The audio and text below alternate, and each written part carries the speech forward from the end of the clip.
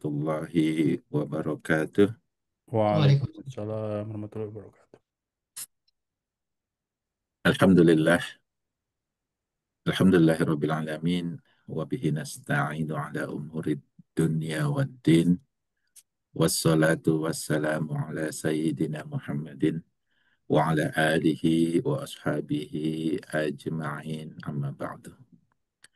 Pertama-tama kita mengucapkan puji dan syukur pada Allah Subhanahu wa taala karena pada hari ini alhamdulillah Allah Subhanahu wa taala memberikan kesempatan pada kita untuk kembali berkumpul dalam acara pengajian mingguan kita, pengajian Lentera Pagi.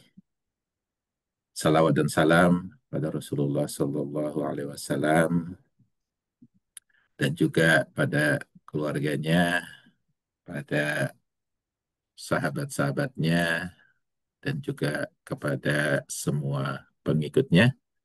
Semoga Allah Subhanahu wa taala memberikan keselamatan dan keberkahan kepada kita semua.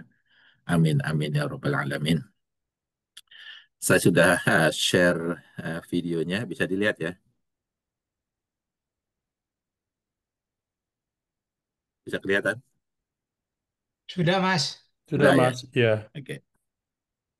Jadi insya Allah pada hari ini kita mencoba merenungi, berdiskusi mengenai salah satu firman Allah Subhanahu wa taala yang juga menjadi label bagi agama Islam, yaitu rahmatan lil alamin, agama yang memberikan berkah keselamatan kepada seluruh alam. Jadi pertanyaannya ya, kadang-kadang kita ya melihat label ini tidak sepenuhnya atau bahkan jarang dilaksanakan oleh orang-orang Islam sendiri. Sehingga terkadang orang di luar agama Islam itu mempertanyakan apakah benar bahwa Islam itu agama yang memberikan rahmat pada seluruh alam. Saya mengambil topik ini ya berdasarkan kemarin perjalanan studi banding atau study abroad ya di Costa Rica. Costa Rica itu adalah negara di Sentral Amerika, di Amerika Tengah, dan bisa dikatakan mungkin 90 atau lebih persen penduduknya itu beragama Katolik. Jadi banyak sekali ya kita menjumpai gereja Katolik di sana, dan selama saya di sana 1 bulan ya, di beberapa tempat di Costa Rica tidak satu pun menjumpai Muslim dan tidak satu pun menjumpai masjid ya. Mungkin kadang-kadang di tempat-tempat lain kita bisa menemuinya, tapi di sini ya di Costa Rica ini memang sama sekali saya tidak melihat uh, saudara kita yang beragama Islam ataupun bangunan berupa masjid. Jadi memang negara ini uh, bisa dikatakan mayoritas penduduknya itu beragama Katolik. Nah, lihat di sana, ya saya membandingkan dengan Indonesia yang bisa dikatakan juga mungkin 90% penduduknya Muslim, di mana kita bisa menjumpai masjid di mana-mana, ya kegiatan keagamaan di mana-mana.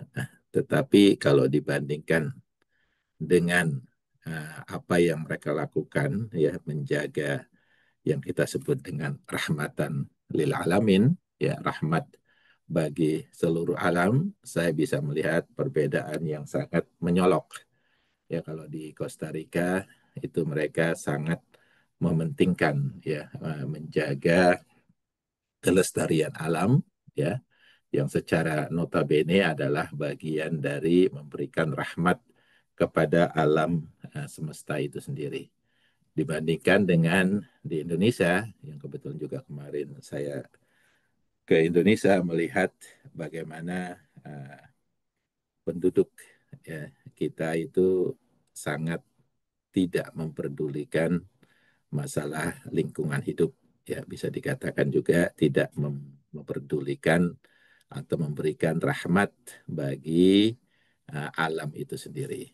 Nah, ini topik yang saya ambil berdasarkan pengamatan ya yang saya lakukan selama 2 bulan tersebut. Nah, kalau masalah jawabnya ya, kalau kita ditanya apakah Islam agama rahmatan lil alamin ya, tentunya ya orang muslim ya kita akan menjawab dengan tegas, pasti jawabannya adalah iya gitu ya.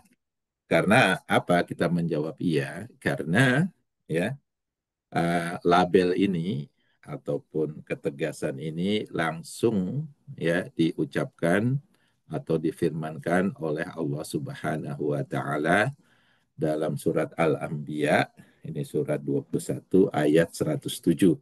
Dan sebagian besar muslim sekali lagi ya saya rasa tahu ayat ini, yaitu a'udzubillahi minasyaitonirrajim wa ma arsalnaka illa rahmatal lil alamin.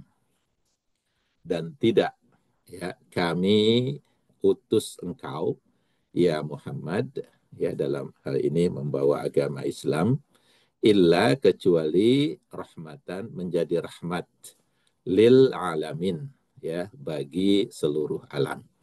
Jadi secara tegas Allah Subhanahu wa taala mengatakan kepada kita ya kepada dunia ya karena Al-Qur'an ini sesungguhnya bukan hanya bacaan orang Islam tapi ini juga diturunkan kepada seluruh alam ya. Jadi secara tegas Allah Subhanahu wa taala memberikan informasi bahwa agama Islam itu adalah agama yang memberikan rahmat bagi seluruh alam.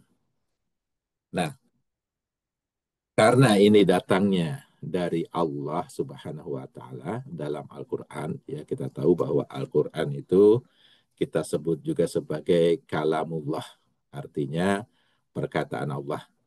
Maka ya kita sebagai seorang muslim, ya seorang yang beriman itu pasti yakin bahwa informasi ini benar, bahwa agama Islam itulah adalah agama yang memberikan rahmat bagi seluruh alam. Karena sebagai muslim kita percaya bahwa seluruh isi Al-Qur'an itu tidak ada yang salah, tidak ada yang melenceng, ya selalu benar. Nah, ini merupakan keimanan kita, ya, iman kepada Al-Qur'an bahwa Al-Quran itu kalamullah dan isi Al-Quran itu tidak ada yang salah. Kalaupun mungkin ya isi Al-Quran itu mungkin ada keraguan ataupun tidak berkenan ya kadang-kadang untuk dilaksanakan ya bukan berarti bahwa isinya itu tidak benar. Misalnya ya kalau bagi ibu-ibu ataupun wanita misalnya ada ayat ya surat An-Nisa ayat 3 ya yang mengatakan bahwa pria itu boleh menikah lebih dari satu ya bisa dua tiga sampai empat. Nah tentu ayat ini adalah benar artinya kebolehan yang diberikan oleh Allah Subhanahu wa taala. Ya mungkin ya sulit dilaksanakan atau kadang-kadang ya tidak bisa dilaksanakan atau tidak ingin dilaksanakan gitu ya.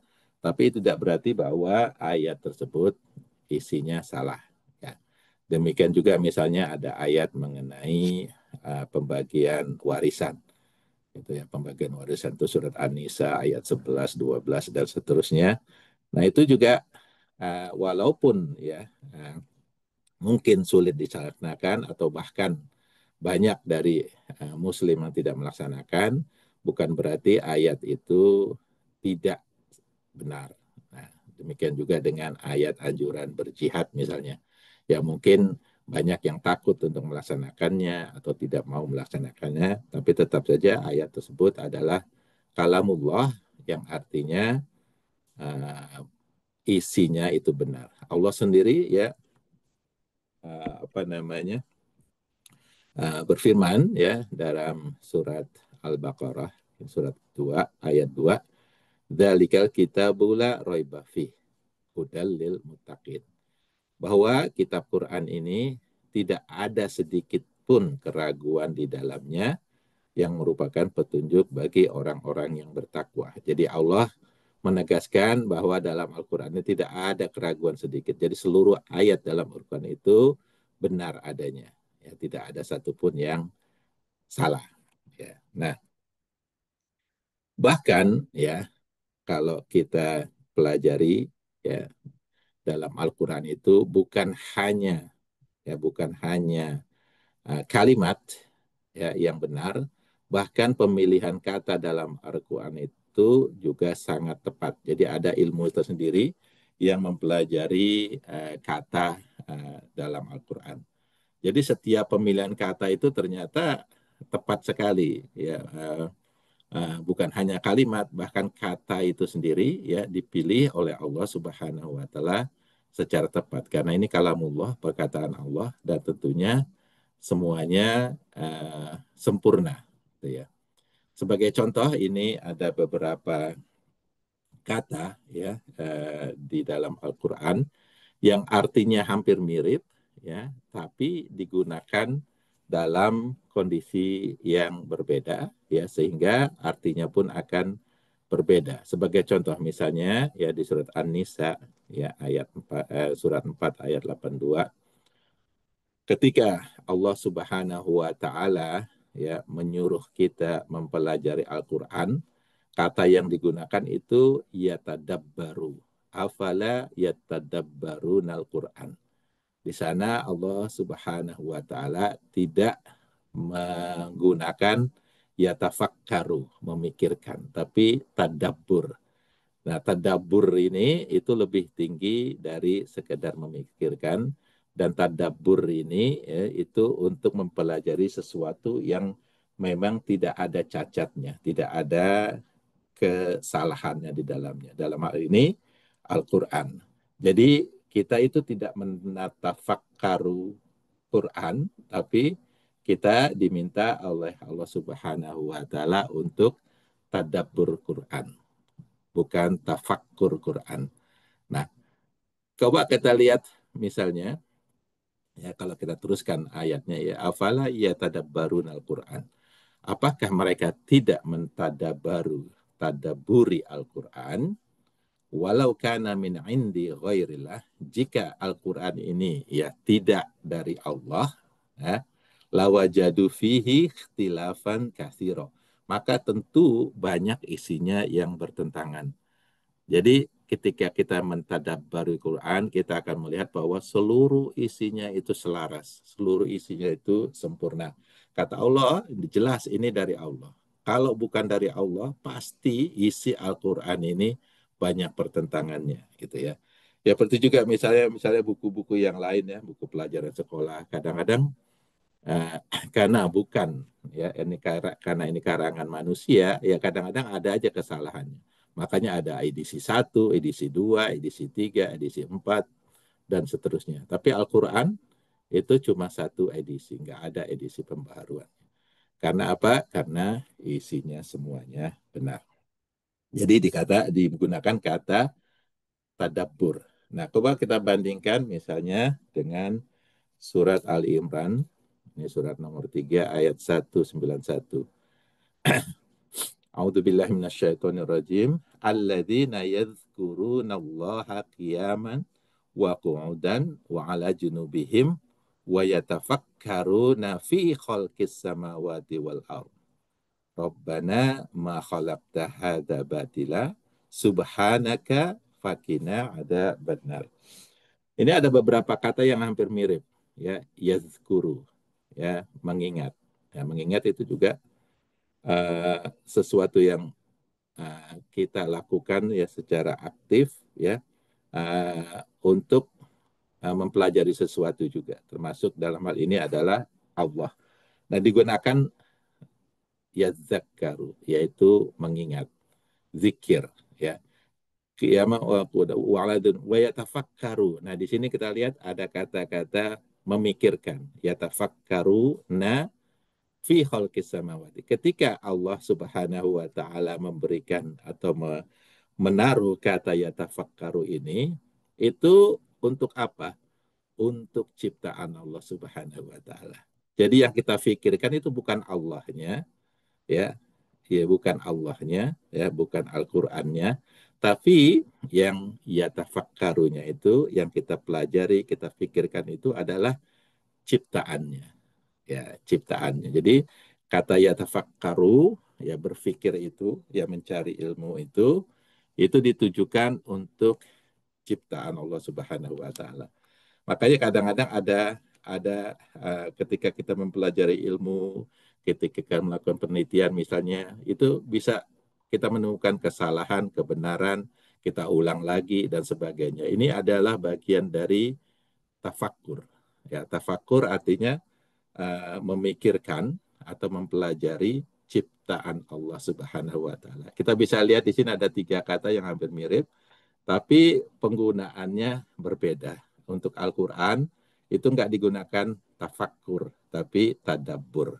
Untuk Allah biasanya digunakan yadkur, ya zikir. Tapi untuk alam semesta, untuk semua ciptaannya, Allah Subhanahu wa taala menggunakan kata tafakur, berpikir. Nah, ini sebagai uh, apa namanya bagi kita, ya, bukti bahwa Al-Quran itu sempurna. Bukan hanya kalimatnya, bahkan pemilihan katanya itu pun sempurna. Maka ketika Allah Subhanahu wa taala mengatakan wa ma arsalnaka illa rahmatan lil alamin, itu satu kalimat di sana bahwa tidaklah kami turunkan engkau, utus engkau ya Muhammad, agama Islam ini kecuali sebagai rahmat alamin, rahmat bagi alam semesta. Maka dengan tegas kita mengatakan kalimat itu benar, ya karena Al-Quran itu seluruh isinya benar, bahkan pemilihan katanya pun sangat-sangat pas dan sempurna.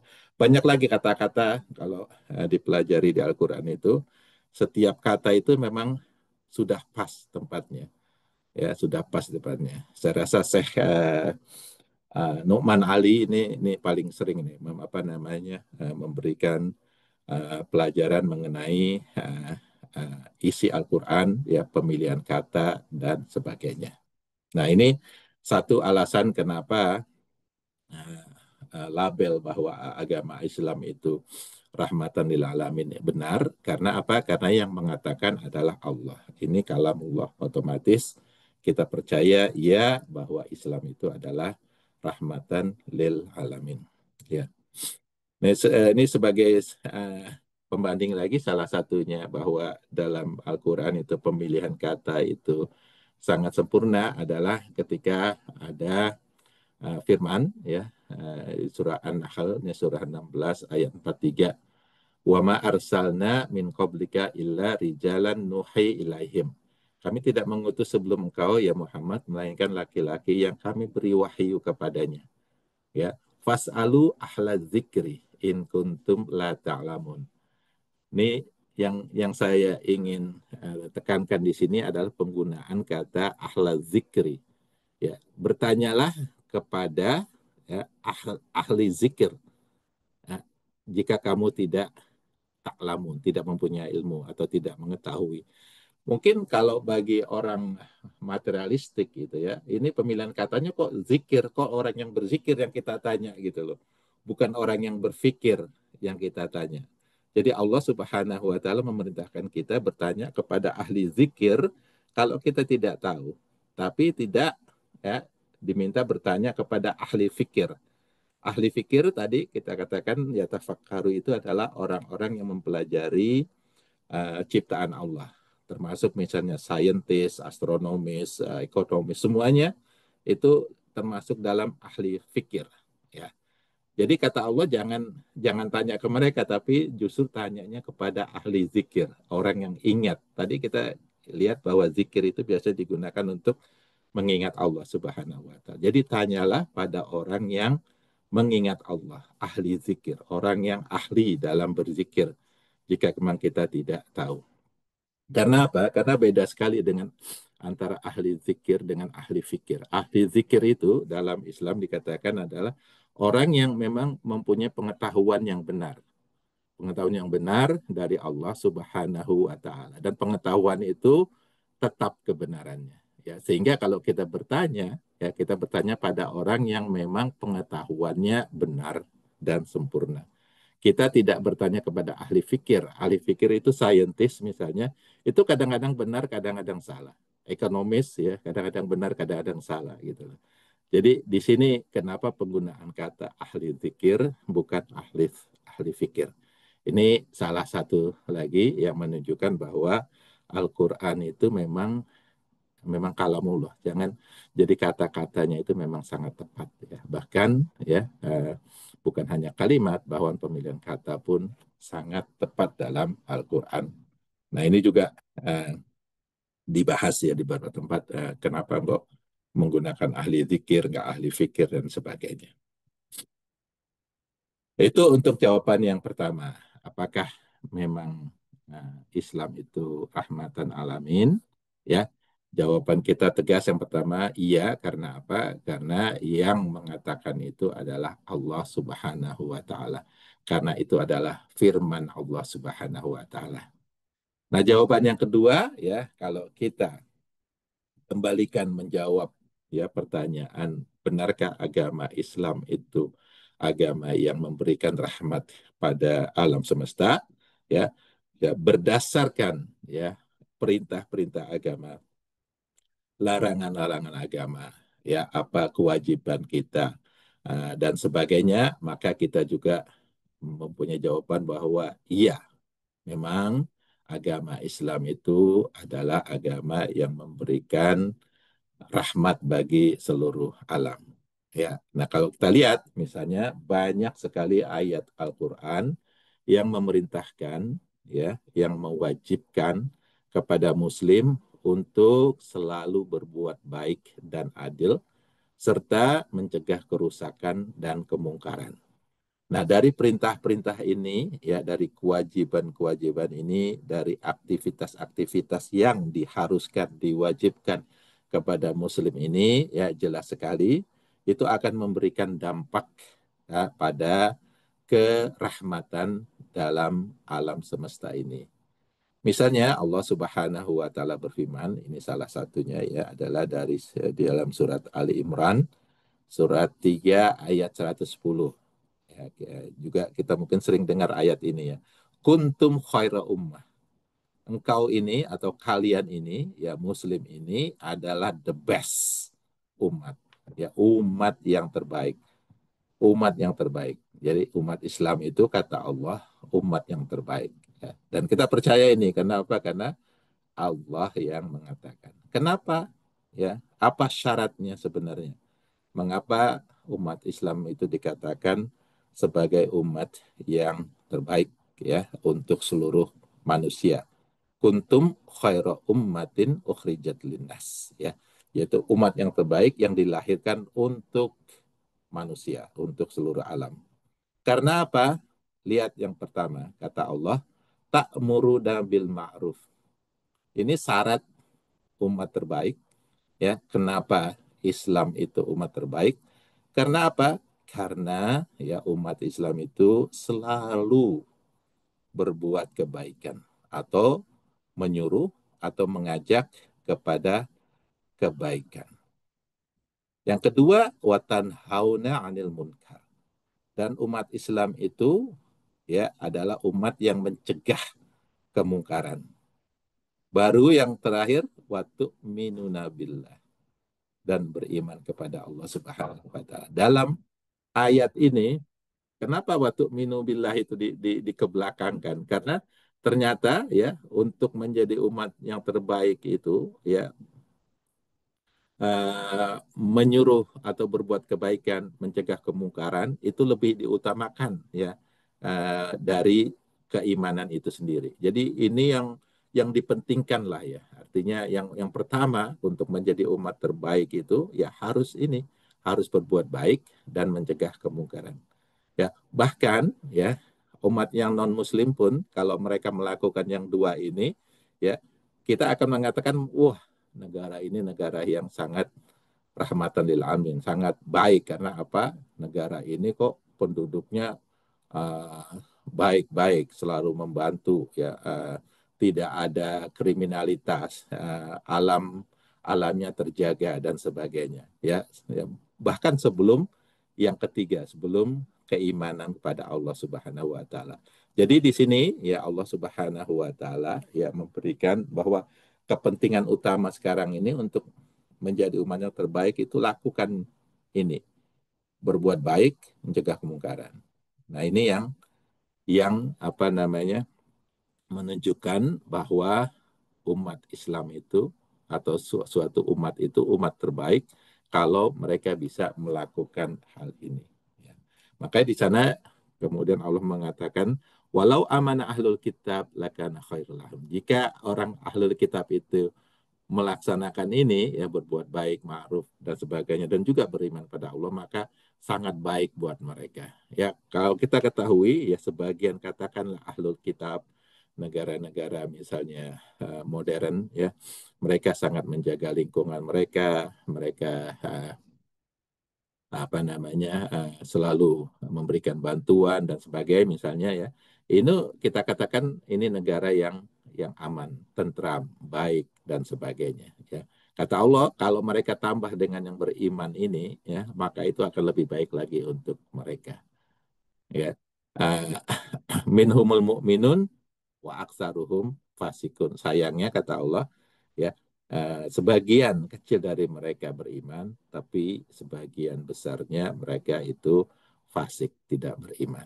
Nah, jadi ini jawaban yang kedua ya bahwa agama Islam itu rahmatan yang alamin itu benar karena apa? Karena perintah-perintahnya yaitu mengarah ke sana, yaitu untuk rahmat ya ketentraman uh, kebaikan bagi seluruh alam.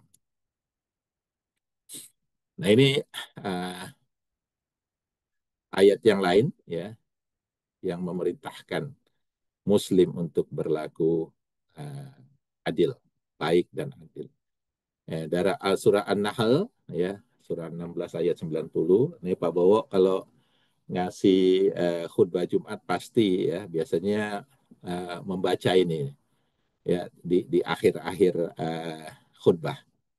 A'udzubillahi minasyaitonirrajim. Innallaha ya'muru bil adli wal ihsan wa ita'idzil qurba wa yanha 'anil fahsya'i wal munkari wal baghi ya'idzukum la'allakum tadzakkarun. Ini biasanya di akhir-akhir khutbah Jumat ini ayat ini dibaca. Ini ajakan, ajakan ya ataupun juga perintah ya kepada umat Islam ya dalam hal ini kalau yang pergi ke masjid ya yang datang ke masjid itu ya untuk apa kata Allah uh, ya'muru bil adl berlaku adil ya, wal ihsan dan berbuat kebaikan atau kebajikan wa ita idzil qurba memberikan bantuan kepada kerabat wa yanha 'anil fahsya'i wal munkar dan melarang berbuat keji dan kemungkaran wal baghi dan permusuhan. Nah, ini perintah dari Allah Subhanahu wa taala ya agar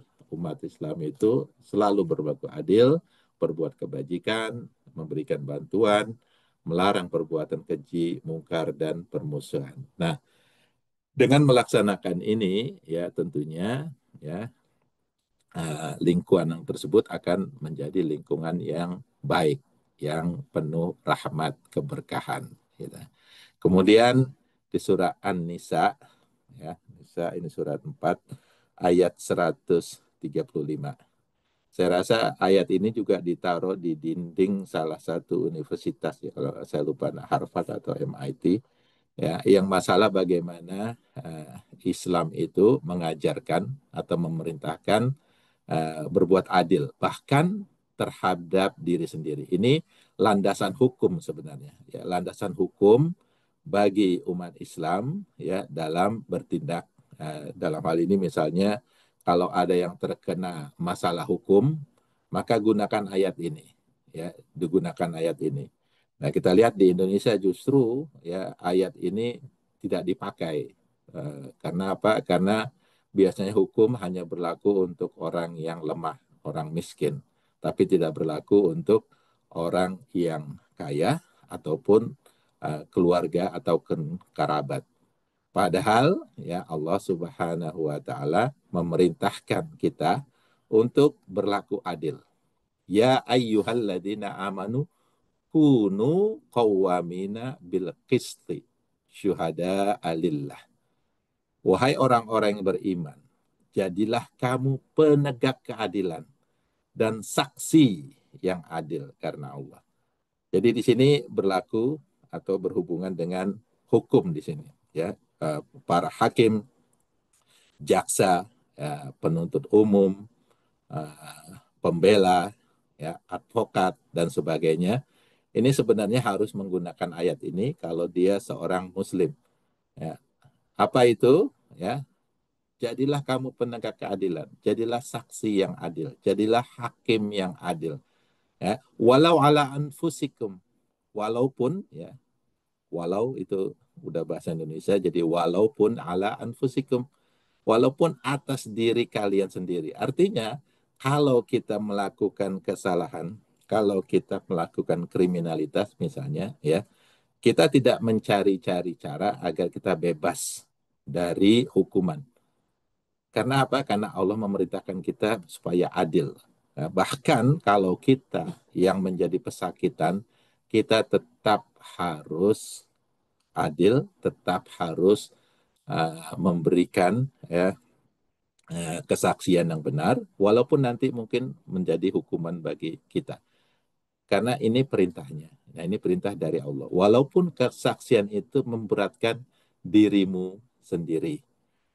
Awil walidaini atau orang tua kalian, ibu bapak kalian. Bahkan ya dalam hal keadilan ini, ya dalam hal hukum ini, ya itu tetap harus berlaku adil walaupun untuk diri sendiri, walaupun untuk orang tua ataupun anak-anak kita, wal akrobin atau kerabat-kerabat kita. Jadi dalam Islam itu tidak ada artinya keadilan itu hanya untuk orang lain. Jadi keadilan itu merata untuk semuanya.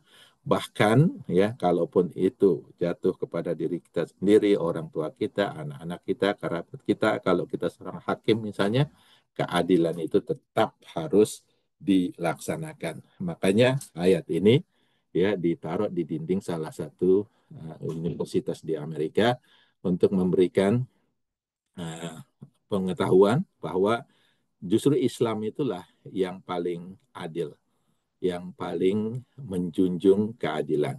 Ya, jadi kalau orang ingin menjadi hakim, ya, atau di bidang hukum, maka kalau dia seorang Muslim, dia harus membawa ayat ini dalam setiap perkara yang dia tangani. Ya. In yakun ghaniyan au fakiron, ya, atau kesaksian itu untuk yang kaya atau yang miskin. Jadi tidak dibedakan antara yang kaya dan miskin. Kalau memang yang kaya salah ya salah, yang miskin salah ya salah. Ya, jangan yang kaya salah jadi benar, ya, karena misalnya dia membayar. Nah, ini sudah apa namanya, dosa besar dalam dalam Islam, ya. Salah satu dosa besar ya di Rasulullah SAW memberikan rincian mengenai dosa-dosa besar, ya itu ada tiga atau empat yang berurutan, ya. Yang pertama jelas syirik, ya. Yang kedua itu apa namanya, durhaka kepada orang tua, ya. Yang ketiga ini adalah kesaksian yang bohong, yang menipu, yang tidak benar. Nah, ini urutan dosa-dosa besar. Jadi dosa besar yang atas ini termasuk adalah tidak memberikan keadilan ataupun menjadi saksi palsu ya dalam satu proses pengadilan. Nah, ini perintah dalam Al-Qur'an mengenai keadilan bahkan terhadap diri kita sendiri, orang tua, anak-anak, keluarga, miskin atau kaya ya semuanya harus sama di depan hukum. Kemudian kalau kita lihat juga perintah ya misalnya perintah ya dimulailah dari keluarga misalnya ya, dari keluarga memberikan rahmatan lil alamin kepada keluarga sendiri. Ya Rasulullah Shallallahu Alaihi Wasallam bersabda, khairukum khairukum li ahlihi wa ana khairukum li ahli. Jadi sebaik-baiknya kalian adalah yang sebaik-baiknya li ahli kepada keluarganya. Wa ana khairukum li ahli. Dan aku, kata Rasulullah, adalah sebaik-baiknya berbuat baik terhadap keluargaku. Jadi di sini jelas perintah kepada kita ya untuk berlaku baik kepada keluarga kita, istri, anak-anak, orang tua, kerabat dan sebagainya. Karena apa? Dengan memberikan kebaikan ini tentunya ya Islam akan menjadi rahmatan lil alamin paling tidak dalam keluarga tersebut. Kemudian ya kita melebar keluar sedikit ke tetangga atau kepada tamu. Jadi Rasulullah Shallallahu Alaihi Wasallam bersabda, "Waman kana yu'minu billahi wal yaumil akhir." Ya, kepada barang siapa, ya siapapun yang beriman kepada Allah dan hari akhir. Ya, ini salah satu syarat iman ya dalam Islam. Ya, di sini dikatakan fal yukrim jar. Maka berbuat baiklah kepada tetangga atau muliakanlah tetangga. Wa man kana yu'minu billahi wal yaumil akhir dan siapa yang memang benar-benar beriman kepada Allah dan hari akhir, fal yukrim doifah. Maka muliakanlah tamunya. Nah ini juga anjuran dan juga sekaligus perintah kepada kita agar kita berbuat baik kepada tetangga, kepada tamu, kepada orang sekitar kita. Jadi ini di luar keluarga. Kita keluar sedikit, tetap Allah Subhanahu wa taala memerintahkan kita untuk berbuat baik, menjadi rahmatan lil alamin paling tidak pada komunitas di mana kita berada. Kemudian masalah kita lebih jauh lagi ke ke uh, kebaikan atau rahmatan alamin kepada hewan ataupun tumbuhan ya kepada ciptaan Allah. Dari Anas radhiyallahu anhu dia berkata Rasulullah melarang mengurung hewan untuk dibunuh. Ya, ini larangan bahwa kita dilarang untuk mengurung hewan, apalagi hewan itu memang untuk dibunuh. Nah, kalau saya lihat ya, misalnya di Costa Rica itu, ya di Costa Rica itu ada peraturan ya yang melarang penduduknya untuk memelihara binatang liar di kurungan, ya, termasuk burung. Jadi tidak ada tuh di Costa Rica itu ada orang di rumahnya ada kurungan burung ya. Sedangkan waktu saya ke Indonesia ya saya hampir banyak sekali rumah ya di depannya itu banyak sekali kurungan burung dan burung di dalamnya. Dan saya ya dari uh, opini saya ya saya melihat bahwa sebagian besar mereka ini mengurung hewan itu sebenarnya hanya untuk dibunuh. Walaupun dikasih makan gitu ya, tapi mereka sama sekali sebenarnya tidak tahu bagaimana cara merawat burung, kemudian burung itu sendiri apa namanya tidak diberikan kebebasan, tidak diberikan apa namanya keleluasaan gitu ya. Beda kalau burung itu di luar, mereka bisa terbang kemana-mana, mereka bisa bercengkrama dan sebagainya. Dan sebagian besar orang yang punya burung Indonesia tidak tahu bagaimana untuk mengembangbiakan burung itu sendiri. Dan umumnya setelah dibeli, berapa lama kemudian mati, beli lagi, mati lagi, beli lagi, mati lagi. Ini sama juga dengan mengurung hewan sebenarnya untuk dipelihara, tapi sesungguhnya tidak diberikan kebebasan dan umumnya mereka akan uh, terbelenggu dalam kurungan itu sendiri. Nah, di Costa Rica itu ada aturan memang tidak boleh ada orang yang punya uh, hewan peliharaan liar ya yang dikurung dalam rumah ataupun dalam sangkar. Kemudian dari Ibnu Mas'ud dia berkata, kami pernah bersama Rasulullah SAW dalam suatu perjalanan. Kemudian beliau pergi untuk suatu keperluan. Lalu kami melihat seekor burung bersama kedua anaknya. Kemudian kami mengambil kedua anaknya. Setelah itu induk burung tersebut datang dan mengepak-ngepakkan sayapnya. Ya. Kemudian Rasulullah SAW datang dan berkata, siapakah yang menyakiti burung ini dengan mengambil anaknya, kembalikan anaknya kepadanya.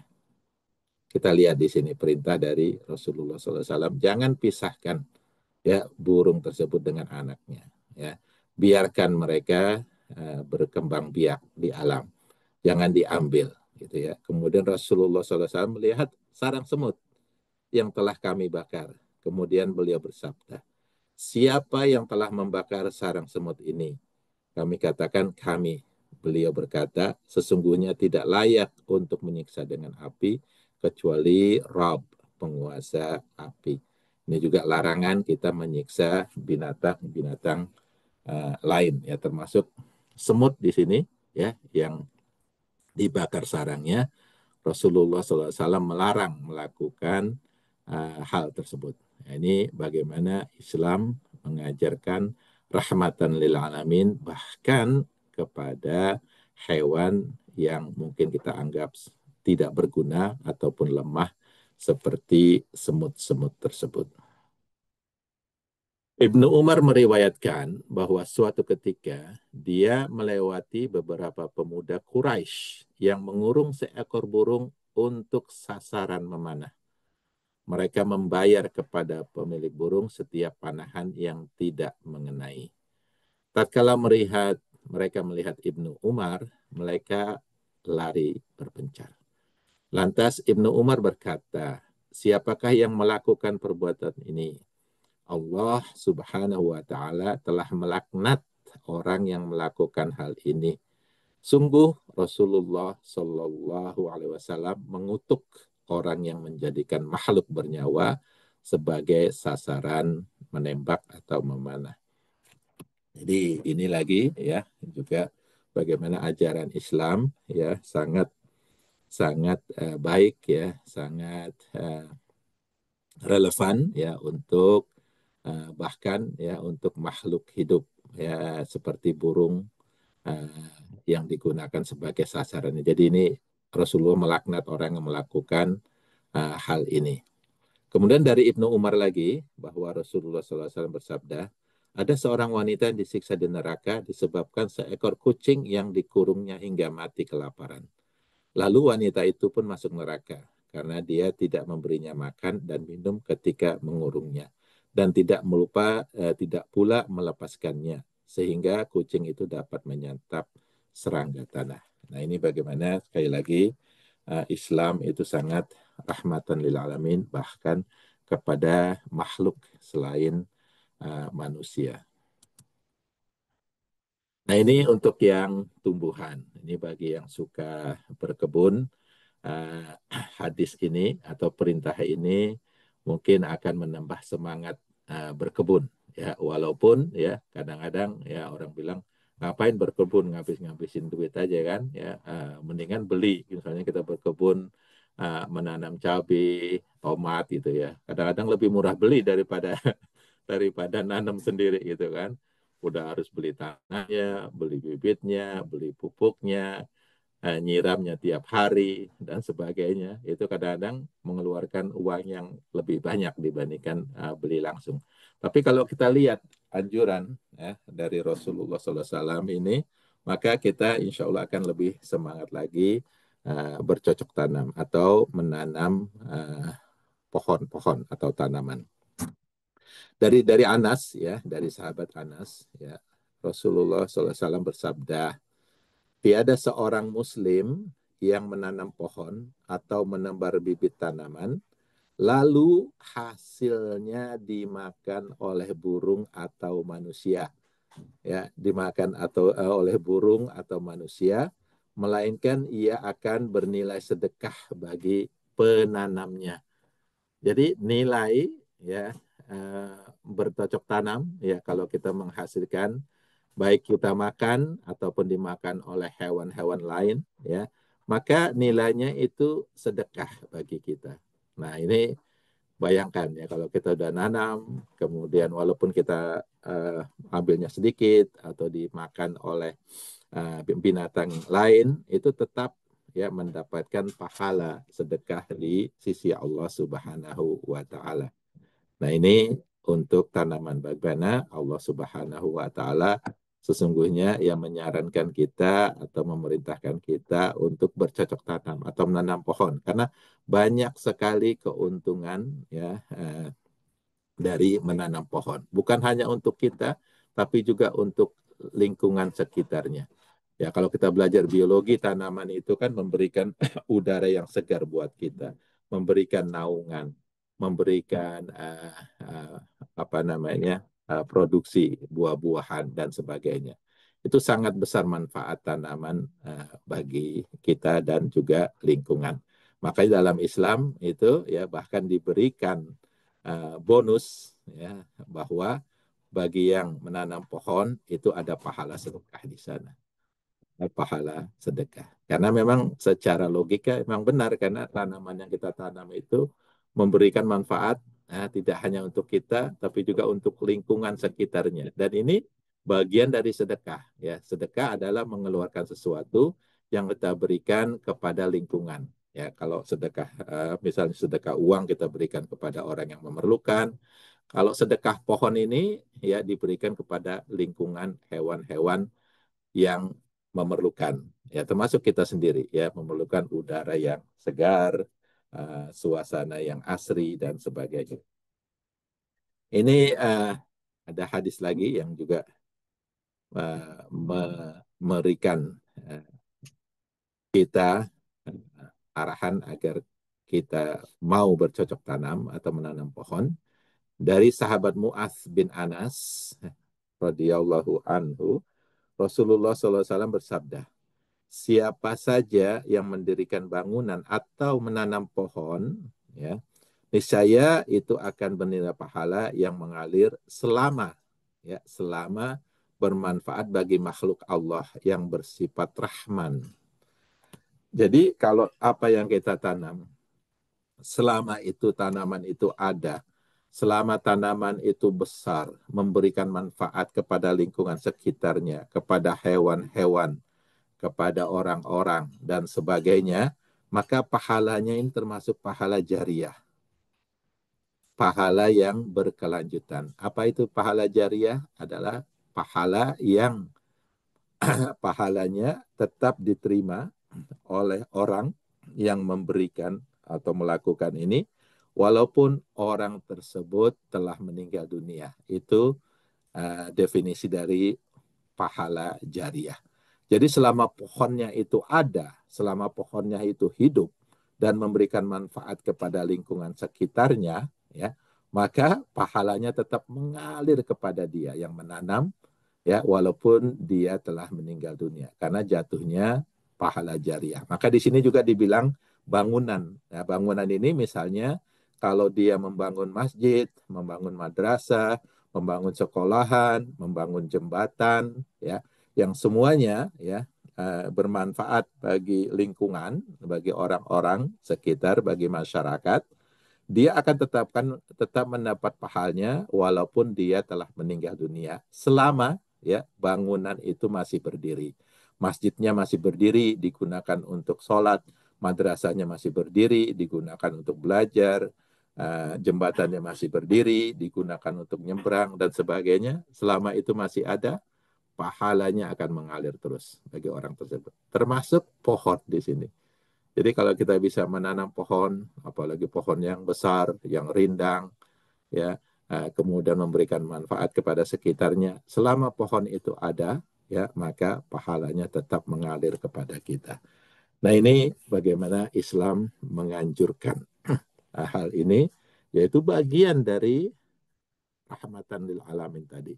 Itu menjawab ya pertanyaan apakah agama Islam itu rahmatan lil alamin atau tidak.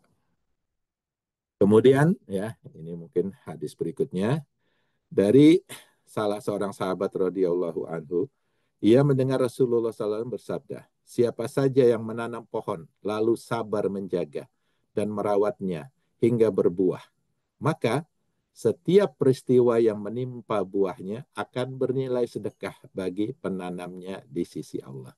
Baik itu digunakan oleh dia ataupun jatuh ke tanah, dimakan oleh binatang lain, tetap ya bernilai pahala sedekah di sisi Allah Subhanahu wa taala. Nah, ini hadis berikutnya dari sahabat Jabir radhiyallahu anhu berkata, Rasulullah Shallallahu alaihi wasallam bersabda, tiada seorang muslim yang menanam pohon kecuali apa yang dimakan bernilai sedekah. Apa yang dicuri juga bernilai sedekah. Tiada pula seorang yang mengurangi buah dari pohonnya, melainkan akan bernilai sedekah bagi penanamnya sampai hari kiamat. Artinya kalau kita dibilang sampai hari kiamat, walaupun orangnya sudah meninggal, pahalanya tetap mengalir kepadanya. Walaupun pohonnya itu, buahnya itu dicuri, ternyata tetap sedekah bagi yang punya pohon tersebut, bagi yang menanam pohon tersebut. Jadi nggak usah takut-takut nanam pohon, takut dicuri apa sebagainya ya.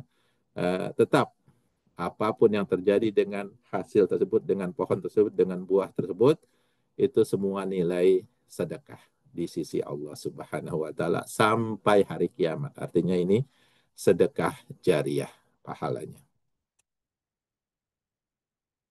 Nah, sekarang kita jatuh ke problemnya, permasalahannya ya. Jelas ya kalau ditanya apakah agama Islam itu agama rahmatan lil alamin, jelas sekali jawabannya iya. Pertama karena ini firman Allah dan firman Allah itu selalu benar. Yang kedua bahwa banyak sekali ya perintah-perintah dalam agama Islam yang memerintahkan muslim untuk berbuat baik, berbuat adil ya kepada manusia, hewan, tumbuhan dan sekitarnya. Ini adalah bagian dari rahmatan lil alamin tersebut. Nah, permasalahannya adalah mengapa di negara yang mayoritas muslim tidak tampak ajaran rahmatan lil alamin ini. Ya, seperti studi kasus tadi ya, hanya membandingkan dua negara yang sama-sama di daerah tropis, sama-sama negara berkembang. Nah, satu penduduknya adalah sebagian besar Katolik, yang kedua adalah penduduknya sebagian besar Islam, Muslim. Ya, tapi ternyata ya di negara yang Katolik tersebut ya lebih muncul ya ajaran ataupun tindakan yang rahmatan lil alamin dibandingkan negara yang penduduknya mayoritas muslim walaupun ya dalam perintah agama Islam itu mengajarkan untuk menjadi rahmatan lil alamin. Nah, kita lihat bahwa di negara-negara yang non muslim ini katakanlah di Indonesia kebetulan sekarang sedang sangat problematik ya masalah keadilan uh, dan hal yang lainnya ya. Keadilan berpihak pada penguasa dan orang kaya saja. Orang miskin ya itu biasanya tidak diberlakukan secara adil. Ada pungli, korupsi itu merajalela. Padahal dilarang berbuat ini. Ini haram ini ya. Pungli, korupsi itu sebenarnya dalam ajaran Islam haram, tapi kenapa dilakukan? Kemudian kalau kita lihat fenomena yang terjadi di masyarakat Muslim, itu mereka itu sangat berhati-hati. Kadang-kadang sangat berhati-hati dengan masalah makanan. Ini halal atau haram? Ini halal atau haram? Ya. Dicari itu supaya halal. Bahkan sampai diciptakanlah label halal dan haram itu karena mereka sangat peduli dengan makanan yang masuk ke dalam tubuh mereka, halal dan haram. Ini perintah dari agama kan ya. Tapi sayangnya, ya sayangnya banyak di antara mereka yang tidak peduli dengan penghasilan mereka, apakah halal atau haram, ya. Sehingga korupsi terjadi di mana-mana, pungli di mana-mana, judi di mana-mana, ya. Ini satu yang ironis ya kalau kita lihat. Makanan mereka sangat teliti, tapi masalah apa yang mereka terima, gaji atau penghasilan mereka terima, mereka nggak peduli. Ya, sehingga banyak hal-hal yang haram yang mereka lakukan. Nah ini salah satu yang ironis dan banyak terjadi di negara Muslim. Ya, ini berlawanan dengan uh, firman Allah rahmatan lil alamin tersebut. Berbuat semena-mena dan main hakim sendiri. Nah ini juga sering terjadi bully, main hakim sendiri, ya, maling ditangkap, ya, dibakar dan sebagainya, tanpa ada proses pengadilan. Tidak menjaga lingkungan dan kebersihan, ya kita lihat ya sebagian besar negara Muslim itu tidak mempunyai uh, keindahan ataupun keasrian ataupun kebersihan. Bahkan ya sebagian masjid itu juga uh, tidak menjaga kebersihan itu sendiri. Tidak peduli dengan binatang dan makhluk hidup lainnya. Ya kita lihat ya masalah konservasi, masalah memberikan kebaikan kepada hewan dan tumbuhan itu jarang ya dilakukan di negara Muslim ini. Dibandingkan dengan Costa Rica tadi, saya katakan mereka sudah uh, mempunyai peraturan yang sangat ketat masalah konservasi. Bahkan Costa Rica ini mendapatkan semacam award ya, pengakuan dari dunia sebagai salah satu negara yang sangat mengedepankan konservasi, bahkan dianggap satu atau salah satu negara yang bisa merubah ya hutan yang gundul menjadi hutan yang hijau saat ini. Jadi mereka itu sudah berhasil ya merubah lahan gundul ya menjadi lahan yang hijau, yang berproduksi. Ini salah satu perbedaan ataupun kenapa di negara-negara Muslim justru ajaran rahmatan lil alamin ini tidak dilakukan.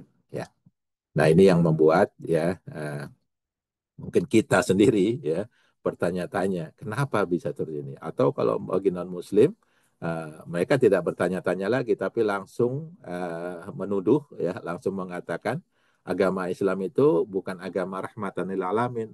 Buktinya ya buktinya adalah muslim itu tidak menjalankan atau tidak ya membuat kegiatan yang memang menunjukkan Islam itu sebagai agama yang rahmatan lil alamin. Nah, sekali lagi ini ironis, perintahnya ada, tapi sayangnya tidak dilaksanakan oleh pemeluknya. Sekali lagi ini saya ada salah satu video, uh, coba bisa di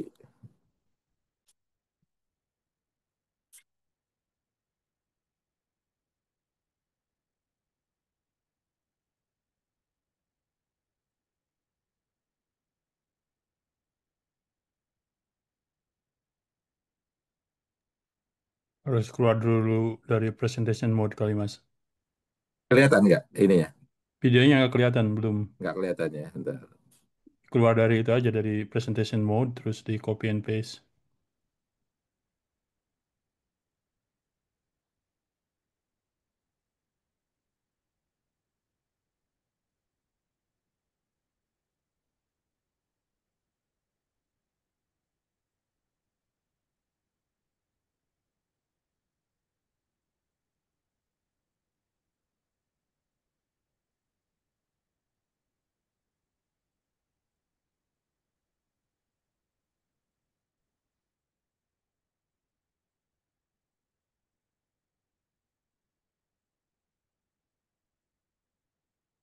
Bentar ya. Bentar saya masuk ke...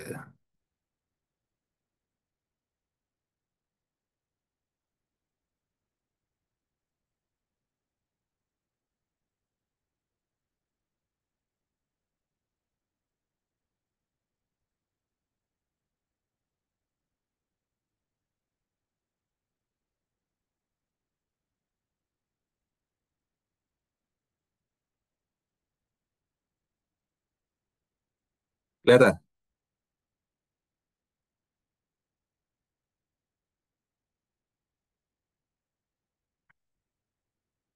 Bisa dilihat nggak videonya? Bisa Mas, bisa dilihat. Bisa Cuman ya. Ini saya ambil suaranya. waktu di Costa Rica. Ini di halaman rumah eh, seseorang ya. Guide, salah satu guide kita yang kita pakai. Ya, dia itu halaman rumahnya dijadikan tempat bermain burung-burung. Jadi di sana ya burung itu dilarang untuk dikurung, tapi dibolehkan ya untuk memberikan tempat bagi mereka untuk hidup seperti ini, seperti di lingkungan alam sendiri. Jadi kalau ingin melihat burung, mendengar suara burung, ya mereka tidak harus mengurung burungnya. Berikan aja makanan, kemudian burung akan datang sendiri.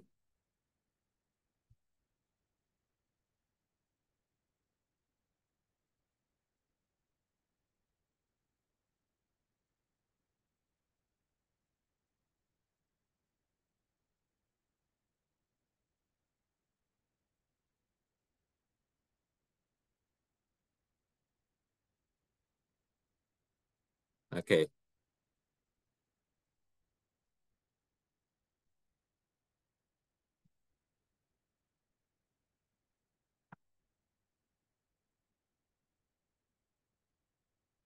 oke,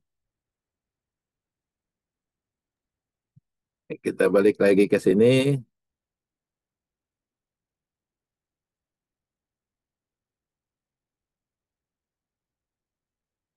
ya.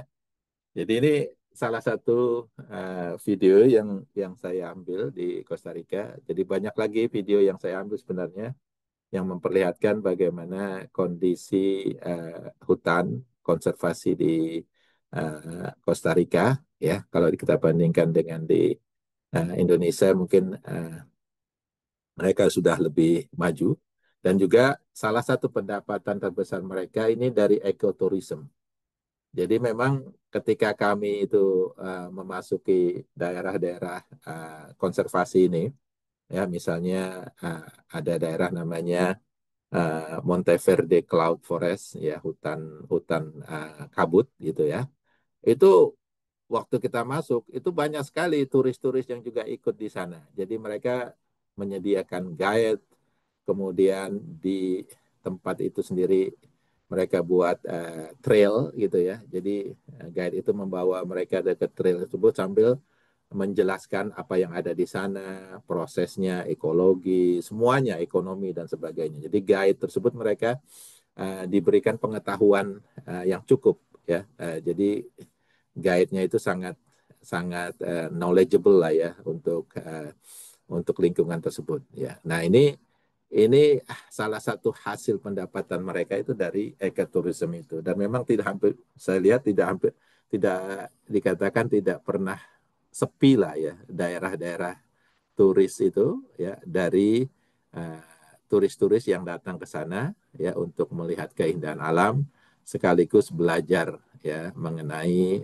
isi dari daerah konservasi tersebut. Ada beberapa tempat-tempat konservasi ataupun hutan yang dijadikan sebagai tujuan turis tersebut. Nah, kalau kita bandingkan Indonesia, ya mungkin ini bisa dijadikan sebagai salah satu uh, apa ya contoh ya bagi Indonesia juga untuk mengembangkan turisme ini dengan konservasi. Nah, selama ini sebagian besar daerah turis Indonesia rata-rata hanya UUS ya, kadang-kadang gitu saya katakan UUS ujung-ujungnya seks ataupun ujung-ujungnya menyediakan hal-hal yang justru bertentangan dengan agama Islam itu sendiri, misalnya pantai dan sebagainya.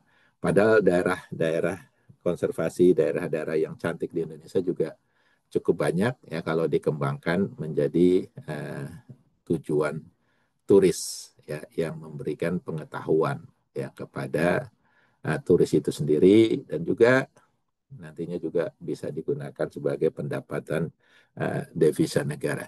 Dan sayangnya ya Menteri Lingkungan dan Pariwisata saat ini sepertinya tidak mengetahui secara jelas apa itu konservasi, apa itu pariwisata dan sebagainya, sehingga tidak ada gebrakan yang jelas ya, dalam hal ini. Nah, ini apa salah satu observasi saya waktu di Costa Rica itu sendiri. Nah, kesimpulannya ya yang jelas adalah Islam adalah agama yang menjadi rahmat untuk alam semesta melalui ajarannya yang mewajibkan penganutnya berbuat baik, adil dan mencegah perbuatan buruk dan mungkar. Sebagian muslim ya tidak mematuhi dan menjalankan ajaran Islam secara benar dan kafah atau menyeluruh sehingga ketidakadilan dan kemungkaran merajalela yang membuat agama Islam tampak buruk dan tampak tidak memberikan rahmat bagi alam semesta.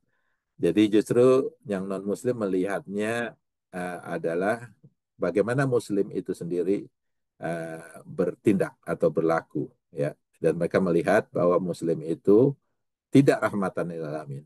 Ya, Muslim ya yang tidak rahmatan lil alamin, tapi Islamnya sebenarnya adalah rahmatan lil alamin. Dan itu yang mereka tidak ketahui, sehingga ini mungkin tugas kita ya untuk memberikan pengetahuan kepada mereka, menunjukkan kepada mereka bahwa Islam itu memang rahmatan lil alamin dan Muslim juga rahmatan lil alamin.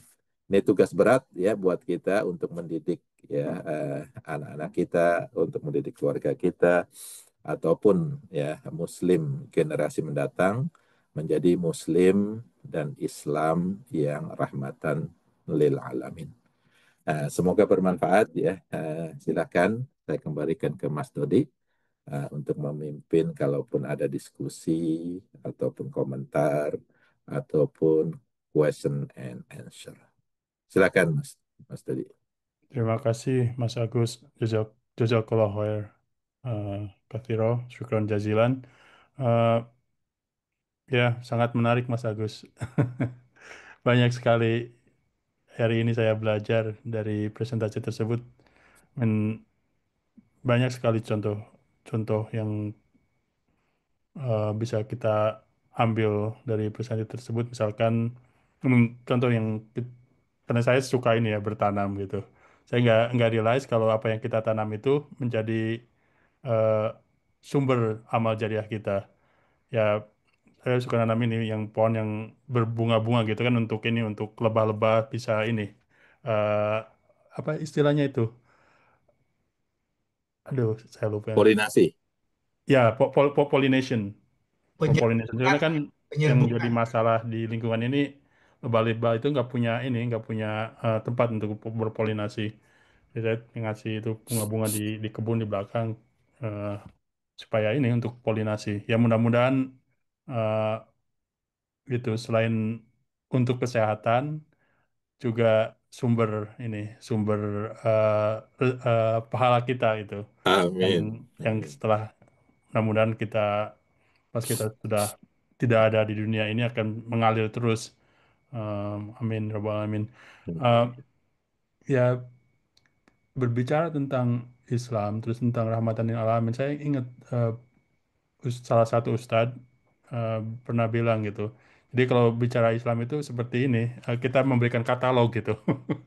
Eh, ini loh Islam itu seperti ngasih katalog, tapi dalam realitasnya itu ya sangat ini ya, sangat kontras dengan apa yang kita presentasikan dengan katalog tersebut. Eh, Misalkan masalah ini lingkungan, terus masalah keadilan dan apalagi dengan kondisi sekarang itu sepertinya kita nggak bisa berbuat apa-apa gitu di ya di dunia di Timur Tengah di Eropa Timur dan di sini juga gitu kita sepertinya tidak bisa berbuat apa-apa ya mudah-mudahan ya mulai dari yang ya dari diri sendiri dulu terus kemudian keluarga terus lingkungan yang ada di sekitar kita bisa kondisi kondisi menjadi lebih baik. Hmm. Ya, saya persilakan Bapak-Bapak kalau misalkan ada pertanyaan, ada tambahan, komentar, ya silahkan sebelum saya ini ya, sebelum saya absen satu persatu. Oke, Mas Kris. Saya duluan deh. Oke, silakan Pak Bobo, Pak Terima Bobo. kasih Mas Agus dan Mas Dodi atas tausiah pada pagi hari ini yang sangat menarik. Ah, kalau apa namanya membandingkan Indonesia sama Costa Rica, saya mungkin nggak bisa ya, karena saya nggak pernah ke sana. Tapi kalau membandingkan Amerika dengan Indonesia mungkin bisa lah. Iya. Kayaknya Indonesia lebih bagus daripada, sorry, Amerika lebih bagus juga daripada Indonesia dalam soal konservasi alam itu. Ah, saya tidak, bukan saya sendiri aja, karena kebetulan tahun lalu saya kedatangan saudara dari, dari Indonesia. Dia kaget-kaget juga karena waktu saya bawa jalan-jalan sepanjang jalan kan hijau itu. Dari pinggir jalan sampai ke puncak gunung kan hijau. Kalau di Indonesia kan pada gundul semua. Terus kan rata-rata bersih lah di sini kan, kemana-mana bersih. Jadi kayaknya Amerika juga lebih bagus lah dari di Indonesia. Jadi insya Allah kita alhamdulillah sudah bisa menikmati hijau, lebih hijau di sini dibanding di Indonesia. Dan dulu saya kan pernah kepengen piara ayam. Ditegur sama tetangga, nggak boleh katanya. Ada aturan nggak boleh pelihara. Ya udah, saya kan saya bilang saya cuma pelihara ayam laki, bukan perempuan. Bisa bisa berkongkok. Dia bilang nggak cuman pelihara ayam yang nggak boleh. Apa berkokok itu nanti menimbulkan bising, tidak boleh juga. Wah, ya udah. Padahal udah beli itu. Akhirnya ya saya lepas aja. Ya, Iya. mau nyembelih juga kan nggak ini takut juga. Jadi ya udah tak lepas saya di di pinggir itu, di pinggir hutan gitu. Nggak tahu hidup atau enggak itu sama ayam itu. Ya terima kasih Mas Agus. Itu aja komentar saya. Iya. Terima kasih. Saya harus pergi nih karena ada yang jemput mau ke tempatnya Mas Didi di Monroville. Terima kasih Mas Ya. Agus. Terima kasih Iya. semua. Assalamualaikum. Waalaikumsalam warahmatullahi Waalaikumsalam. Sampai ketemu tanggal 6 September Pak Bo ya. Insya Allah, terima kasih. Ini juga mau latihan kasidahan ini. Oh, Kemarin latihan di tempat saya, sekarang di tempat Mas Didi. Insya oke. Salam buat teman-teman semuanya. Allah, insya Allah. Assalamualaikum. Waalaikumsalam Waalaikumsalam warahmatullahi warahmatullahi wabarakatuh. wabarakatuh. Silakan yang lain, Mas Nur, Mas Aslim. Oh, ada Mas Widin nih. Silakan, Mas Kris. Assalamualaikum. Waalaikumsalam. Waalaikumsalam warahmatullahi wabarakatuh. Duluan Mas Kris. Saya kirim link di chat itu.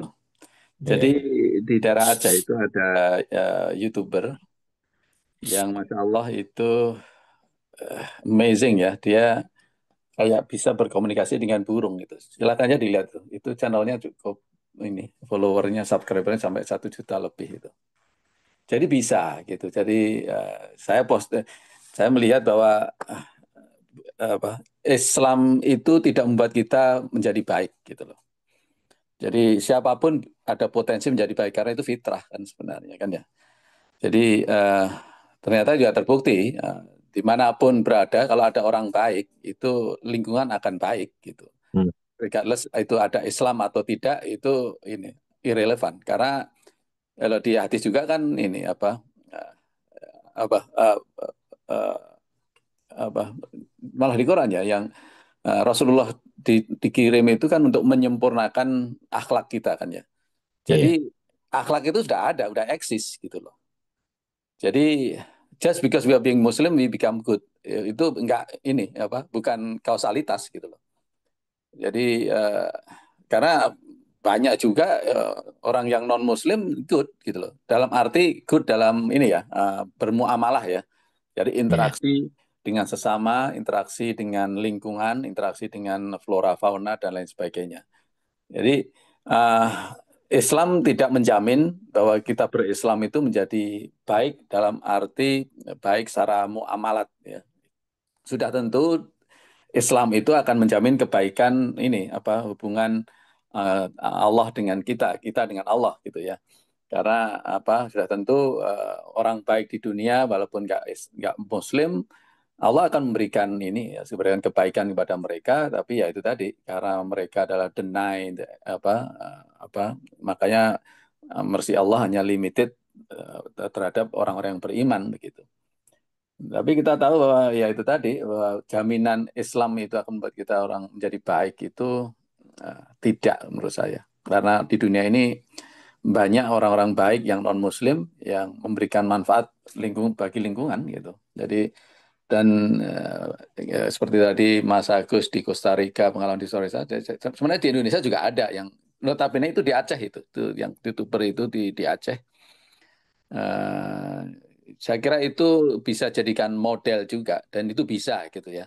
Mungkin ya itu tadi mungkin apa ya kalau ada yang di inner circle di kabinet apa Prabowo yang misalnya bisa istilahnya reach out ke Menteri Konservasi atau Menteri Lingkungan mungkin ya bisa aja aturan ini apa aturan ya itu tadi burung-burung itu nggak boleh lagi di ini apa ya di kerangkeng misalkan kecuali mungkin ya pengecualian misalkan di kebun binatang untuk tujuannya ya misalnya konservasi dan juga misalkan education misalkan. Jadi kalau hanya untuk hobi atau segala macam itu sebenarnya memang bisa bisa dilakukan gitu loh. Tapi ironisnya ya banyak peraturan di Indonesia ini yang apa ya eh, yang nggak jelas gitu ya. Sekarang ya mungkin ini mungkin agak irrelevan dengan topik hari ini gitu. Pernah dengar ini nggak apa horek nggak? Iya. Itu Halal apa haram itu, Pak? Apa malah Mas Nur? malah ironisnya MUI Jatim itu mengeluarkan fatwa haram malah dijadikan main-mainan. Gitu. Nah, tapi memang itu kan memang ini kan kayak ya Imam Syafi'i kan bilang kan, saya itu nggak mau kalah selalu berdebat dengan orang jahil, orang ignorant. Ya. Jadi memang begitu. Jadi orang-orang yang ignorant itu kalau dituturi ya atau dituturi itu apa? Dinasihati ya. Dinasihati itu bukannya nurut tapi malah ngolok-olok.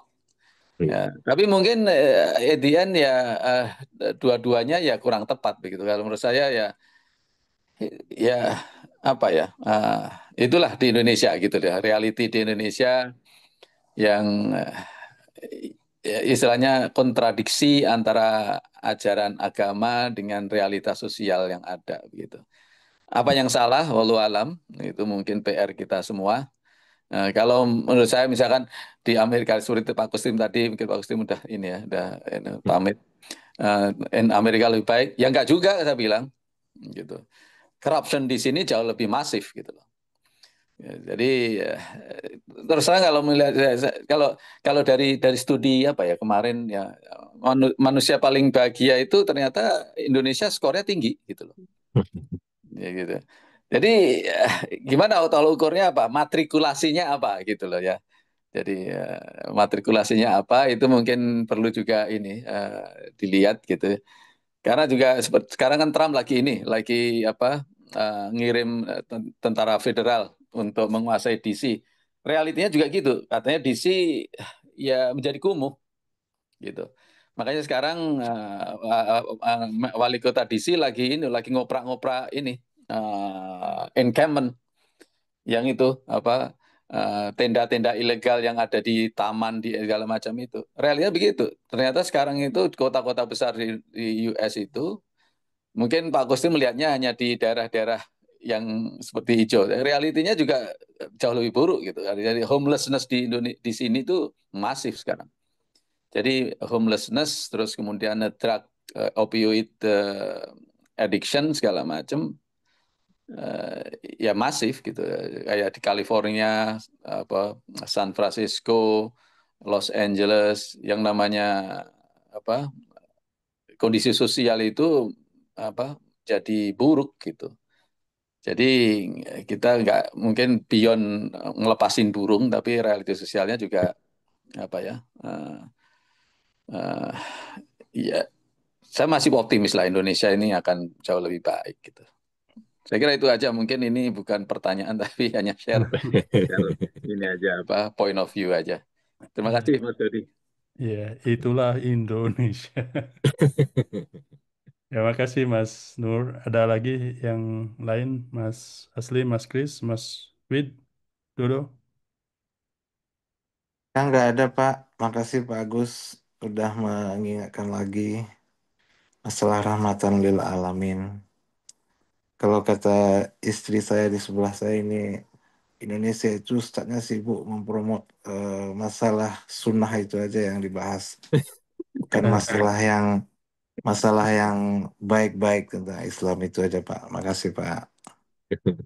Sunnah yang mana? Sunnah yang mana Bun? Merawat burung. Ya sunnah yang lain itu Mas. Iya. Kalau yang sunnah saya yang itu, yang eh, nanam-nanam itu loh. Soalnya saya senang itu bertanam-tanam, Iya. berkebun. So, itu yang, Iya. iya. Ternyata Tapi ada hadiahnya ya. ada hadiahnya. Dan itu semakin semangat ini. Baru tahu kita, benar itu. Iya. Makasih Pak. Ya, jadi yang Sama-sama. apa menyambung Mas Nur. Jadi kalau concern itu banyak ya. Kita yang tadi Mas Nur bilang yang unhoused people gitu, yang eh, ini saya bicara tentang sekeliling kita, nggak di Indonesia, di US, di kota-kota besar terutama di Seattle, Chicago, DC, New York, yang unhoused people. Kebanyakan ya mereka kan ada yang drug addicts atau yang emang nggak punya eh, rumah sama sekali karena kehilangan kerjaan. Dan apalagi sekarang kan layoff itu is like yang Fed itu 350.000 saya baca itu yang kehilangan kerjaan, terus pakai budget cuts, terus ya universitas itu banyak ini ya, banyak yang kena gitu di mana-mana gitu. Terus di saya di Indiana itu ya banyak pabrik-pabrik itu kan yang karena tarif terus nggak bisa ekspor, atau petani-petani yang nggak ada subsidi lagi dari pemerintah. Dan itu ya apa ya, problemnya itu besar. Dan ya sebagai Muslim tadi ya Mas Agus bilang kita kan peduli dengan tetangga kita, dan nggak disebutkan tetangganya itu apakah Muslim atau enggak kan, pokoknya tetangga gitu, like Muslim neighbor. Ya Rasulullah SAW sendiri kan ya pernah, ya kita tahu bagaimana beliau itu punya tetangga yang Yahudi, yang perempuan tapi blind gitu. Eh, dan menjelek-jelekan Rasulullah. Tapi beliau tiap hari itu datang ke tetangga ini dan ngasih makan gitu.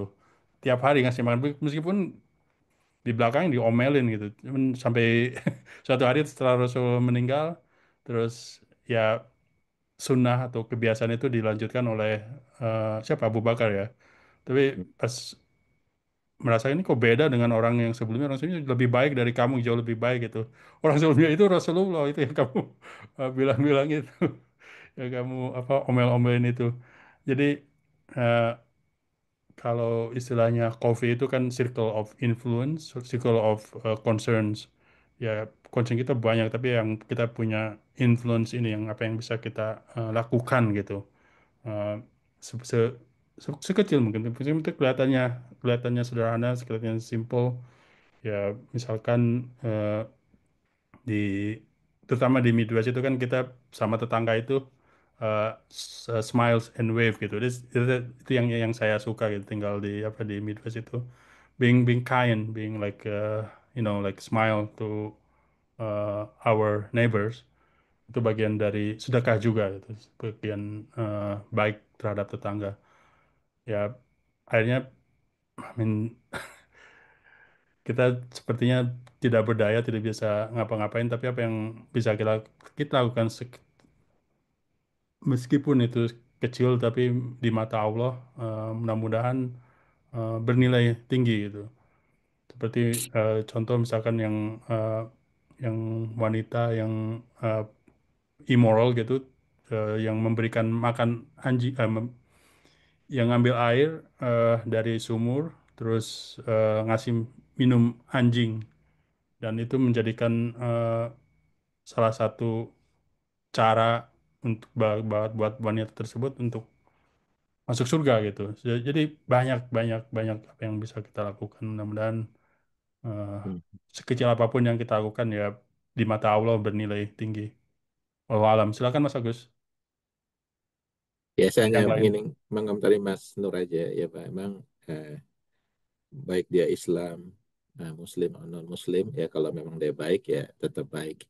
Makanya yang perintah yang kuntum khaira ummah itu yang pertama dikedepankan adalah berbuat baik, mencegah kemungkaran.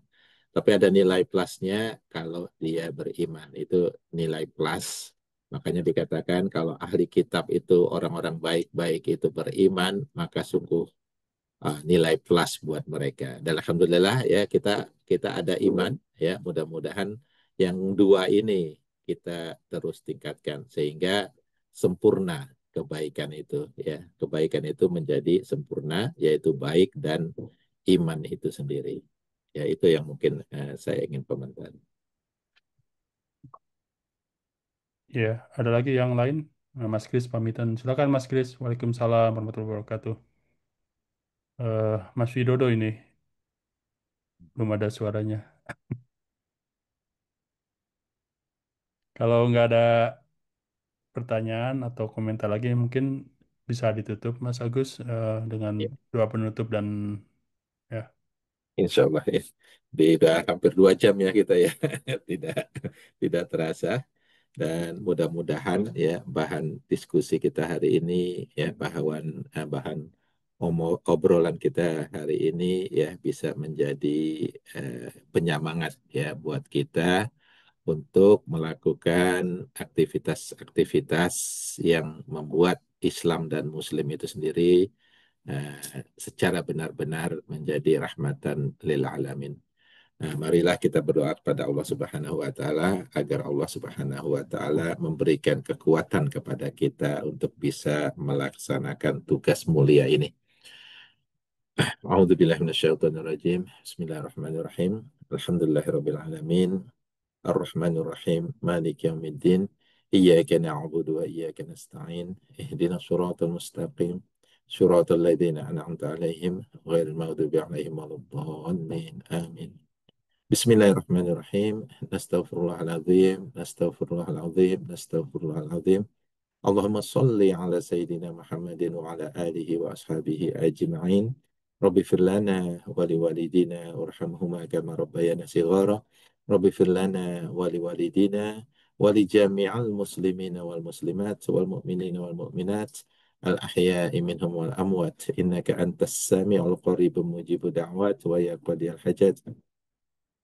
ربنا آتنا من لدنك رحمة وهيئ لنا من أمرنا رشدا اللهم يسر ولا تعسر وتمم بخير ربنا آتنا في الدنيا حسنة وفي الآخرة حسنة وقنا عذاب النار وصلى الله على سيدنا محمد وعلى آله وأصحابه أجمعين سبحان ربك رب العزة عما يصفون والسلام على المرسلين والحمد لله رب العالمين Subhanakallahumma bihamdika asyhadu an la ilaha illa anta astaghfiruka wa atubu ilaik. Terima kasih. Wabillahi taufik wal hidayah. Wassalamualaikum warahmatullahi wabarakatuh. Waalaikumsalam Warahmatullahi warahmatullahi wabarakatuh. wabarakatuh. Terima kasih Sampai semuanya. jumpa minggu depan insya Allah. Salam. Amin, insyaallah. Amin.